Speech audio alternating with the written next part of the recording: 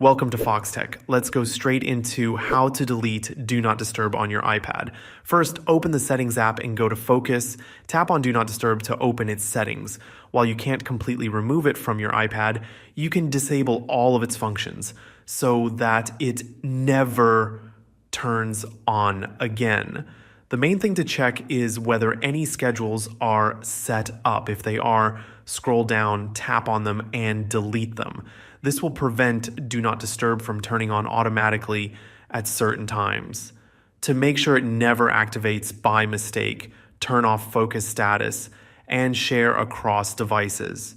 Focus Status lets apps tell people that you have notifications silenced, but if you're not using Do Not Disturb, there's no reason to keep it on. Share across devices syncs focus modes between your Apple devices, so turning it off will stop Do Not Disturb from being enabled by something like your iPhone or Mac. Once these settings are off, Do Not Disturb won't turn on unless you manually enable it.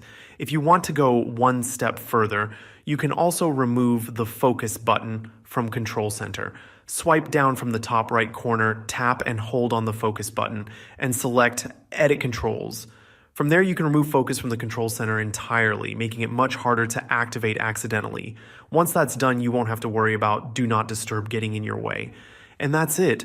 While you can't fully delete Do Not Disturb, you can make sure it never bothers you again. If this video helped, make sure to like and subscribe to Foxtecc for more iPad tips. Thanks for watching and see you later.